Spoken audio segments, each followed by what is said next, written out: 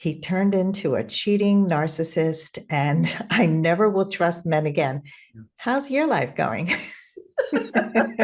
We're laughing. That happens all the time.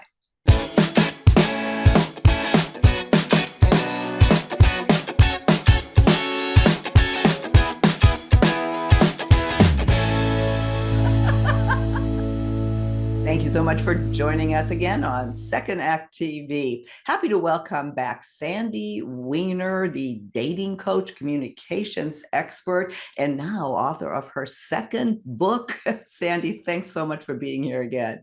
Thank you so much, Silka. I always love being here. Well, I'm excited for today's conversation. I'm so happy for your book, Choice Points in Dating, Empowering Women to Make Healthier Decisions in Love. Yeah, we can use that. And while I pretty much read most of it, I scanned through it, and I have to say the advice you give absolutely applies to our men as well. So let's briefly talk about that. What exactly do you mean by choice points in dating? Yeah, good question, Silka. Well, choice points in dating came from hearing people who were always telling me I have no choice, that I came from this background. My family of origin was horrible. My parents had a crappy marriage. So I had no choice. I had to make these choices in partners and, my economic background, whatever it was. And I realized that we really are at choice more often than we think when it comes to number one, how to think about dating. Really, the mindset we have about dating is a choice. Our thoughts are a choice. How we heal, how do we pick partners? Who do we say yes to? Who do we say no to? How long do we stay? These are all choices. And so at each stage of dating, we are at choice points as to how we're going to respond, react, think about it, speak about it, and ultimately lead to hopefully our last first date. Yeah. Well, and today I want to talk about one of the first choice points that especially applies to online dating, where there's lots of first dates, and your chapter on first date success tips. But even if it's not online dating, even any first dates are just tough. You're nervous. You don't know what you're getting into for the most part, and we make sometimes stupid mistakes or don't know how to handle things that maybe have nothing to do with the ultimate attraction we might have for this person. The first point you made here is to enjoy every date, even if there isn't a spark. That's a mindset, right? It sure is. And the way to get yourself into that mindset shift is to not go into dating with this expectation that every single person is going to be your person. Mm-hmm. They're going to be your future boyfriend or girlfriend. And because when you date like that, you're always disappointed. Almost always. It almost never is going to work out. So if you come with this attitude that you're going to meet someone, could be one date, could be 5 dates, it could be a relationship, who knows? It could be a business connection, could be a future friend, an activity partner. It's a person. You're having a conversation. So go in just wanting to leave that person better than you found them. The other point, and I think this is so important that you make, is the purpose. Understand the purpose of a first date. It's a first date, it's a meetup, and it's to determine whether or not you're going to go on a second date. That's it. You lower your expectations. We go in. Somebody once gave me great advice. Never wear your wedding dress to your first date. Oh, I love it. And I used to imagine a future with every person that I connected with. It was like, oh my God, he gets me. We haven't even met yet, but we've exchanged like 1,000 texts and we've been on the phone for hours. I used to make all the wrong mistakes. Just really go in, lower your expectations. You're meeting a person. That's great. It's a person you wouldn't have met otherwise. Yeah. No, when you hear that all the time, and we say that so long, so much in our segments because so much is based on chemistry, but that just leads us down the wrong road and maybe away from somebody who could be absolutely, absolutely wonderful for us. So thank you for reinforcing that again.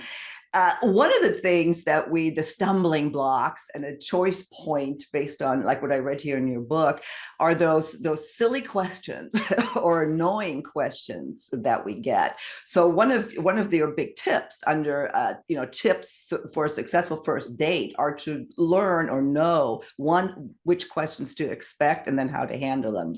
Let's talk about that. Yeah, so I believe we should prepare for dating the way we prepare for anything else.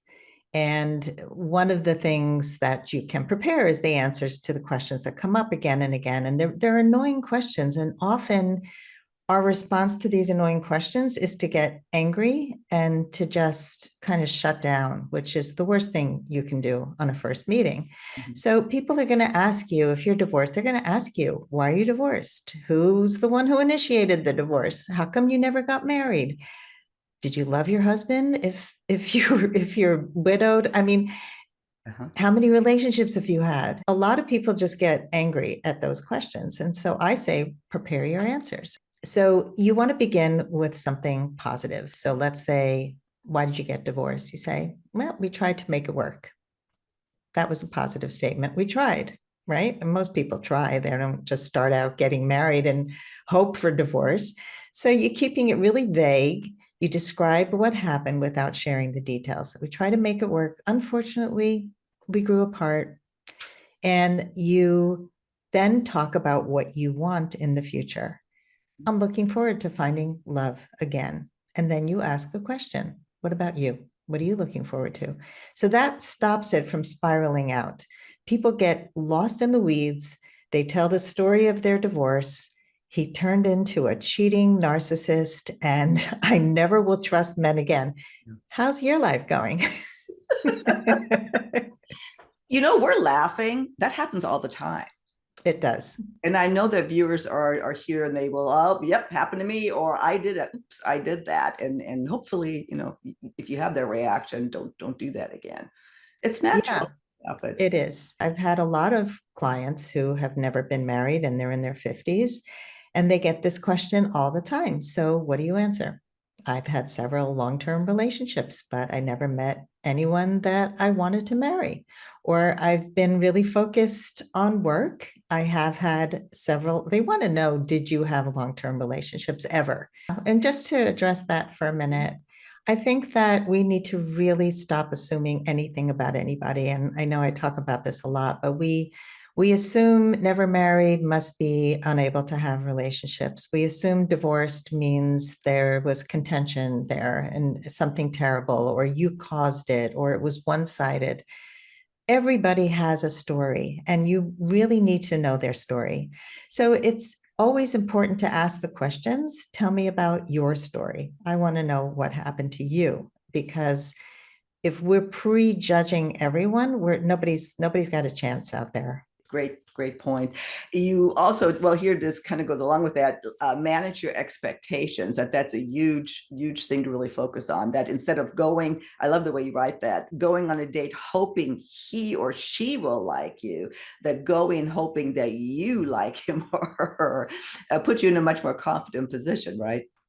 Absolutely. I'm all about empowering people to really come from the place of I'm at choice. And I've told people, like, just imagine you are the CEO of your love life. You get to decide who you hire and who you fire. I had a client who was dating somebody and it wasn't escalating, it was just really at a standstill. And I said, if that person worked in your company and kept not meeting the brief over and over and over again, would you keep them on? And yeah, you do want somebody to like you too, but you come in not with just giving someone else all the power to choose. Yeah. No, I love that. Well, and the other thing that we go in with that you talk about in your book is what you call the attraction trap. We go in thinking that we absolutely have to have a spark. on a first date. And if we don't give the person a chance again. What I got from the book and what I hear you saying is that really, whether or not to choose whether or not to go on with someone, there has to be a healthy balance between, as you said, compatibility and chemistry. And then you're offering up some questions to ask yourself that really do make you think about that. Let's talk about that. Like the first one here: was I able to relax and be myself with him or her? Yeah, it's what we do often after a date is we look at the wrong things. Was I attracted to them? Did they come from a good family? Did they have a good job? All the questions that don't really have to do with long-term compatibility. They have more to do with what society thinks I should be dating or my family thinks, but you need to check in with yourself. So these questions are all about you. And it's a body check-in. Was I able to relax and be myself? Mhm. If you're sitting there clenching your fist or your body is crossed, that's not a good sign. So somebody who's going to make you feel pretty relaxed and comfortable, even though it is a first meeting and those can be awkward, that's an important one. Yeah. The next question is, was I able to have fun and laugh? I think that laughter, it doesn't always come right away on a first meeting, but you should be able to find something that you both find is funny because that is the worldview. That's how you both see the world. You both laugh at the same things. That is one of the keys to a lasting relationship. The next one is, do you have a balance of talking and listening? A lot of times people come back from dates and they're like, oh, that person just talked the whole time or and didn't listen to me or I wasn't listening to them. And so you want to have that balance of talking and listening. And then you want to really check whether a person has most of your must-haves and no deal breakers. And we have a way for you to measure your must-haves and deal breakers in the book, Mhm. but you want to start looking for them right away, even on a first phone call, in a profile. If you're meeting online, you really want to check and see those must-haves are honed down to 5 each, that there's a reason for that. Mhm. And then you want to know, did I feel attractive in their presence? And did I find them attractive? And again, we're not talking about off the charts, sparky, crazy attraction. We're talking about, can I imagine kissing this person at some point? And did I feel that they found me attractive? Like you can get a sense of the way that they might touch your arm or make eye contact and smile and give you attention that feels attractive. And then the last one, and this is one of the most important, is, am I curious to know more about this person? We often have these dates where we've had a short phone call, and then on the first date, they're repeating the same information. There's nothing more to share. Like you just feel like you have exhausted all conversation. You don't want to know anything more about this person. Mhm. But when you meet someone who is really compatible, you can't wait to know more. It's always going to be interesting, even in a 20-year, 30-year relationship, there is that still that glimmer of that person is so interesting that I'm always interested to know more. Mhm. Yeah, great things to think about, especially when you're back out on the dating scene, and you really we don't think about this. We just set out and make so many mistakes unless we listen to these kind of podcasts, read your book, or something else. You have a question in here, actually from I think one of your podcast guests. How long should you date someone you're not sure about? I get that a lot in the comments too, and maybe we're starting to come to the end here. Maybe we'll hone in on that. How long do you date someone you're not sure about? Let's say you are open-minded. You say, the spark just wasn't quite there, but he checked or she checked a lot of these boxes that we just discussed. And how long do you? What, is there a formula there? I don't believe in hard and fast rules. I do believe you can kind of sense when it's not growing. I've seen people give it way too many chances, and I've seen people give it not enough chances. So I would say if you really don't feel that connection, that romantic connection growing after you've been out with them 4 or 5 times, I had it happen to me once where I had a conversation with him because he said to me, I really wanted to kiss you. And I'm like, so do it. Like, let's see if there's something here because I wasn't feeling it, but I felt like, well, if he kisses me, then maybe something will spark. Mhm. And I gave him every opportunity. I invited him over. I made room for him on the couch, but he sat on the opposite end of the room. He was just scared. He was fairly newly widowed and just frightened, and there was nothing sexual coming off of him at all.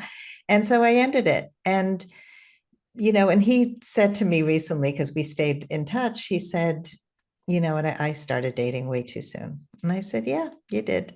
So in that case, it was clear and we had a conversation about it. But, if it's just not growing after 4, 5, 6 dates, it's not going to be there. You can't try to force something that's not there. I think this is one of the biggest issues people have is they take somebody who's really not compatible and they try to make them compatible. And it always leads to a feeling of disappointment, resentment. Maybe there's somebody else out there that's better. It's really important to know you have choices, and that's where choice points comes in. Yeah, no, exactly. And you have the choice to enjoy the first date. I mean, you're going to have crappy first date. It's going to happen. We're not here, oh, all dates are going to be good from now on if you read Sandy's book. But you do have the choice to enjoy. And I before you wrote the book, I had that when I was dating. And I knew right away every now and then, this isn't going to work. But this was an interesting person. And I made that choice to enjoy the time that we spent together, and it made dating fun. I remember that. And people who are listening who are just burnt out and I'm just done with this, you do have a choice. And Sandy, I'll give you the last word on this. Yeah, it's just important to know that our mindset is everything, and how we show up is how people are going to perceive us. Mm-hmm. So if you're burnt out and you're feeling resentful and you're going on dates because you feel like it's a chore, everyone you date is going to feel it. So you're probably going to even sabotage if you do meet a great person. So I really recommend that you do whatever you can to get into a positive mindset about dating, and not to think that every single person is going to be your person, but just date to meet people to enjoy, and it'll happen. It'll happen when you least expect it because you're putting yourself out there and your attitude is a positive one. Well, Sandy, thank you again. The book is Choice Points in Dating. We'll have a link to it, either Kindle or paperback. A great read. Sandy takes you through everything, choosing how you think about dating, who to date, how to date, lots of stuff in there that's very, very helpful. And Sandy, I look forward to our next conversation on Second Act TV.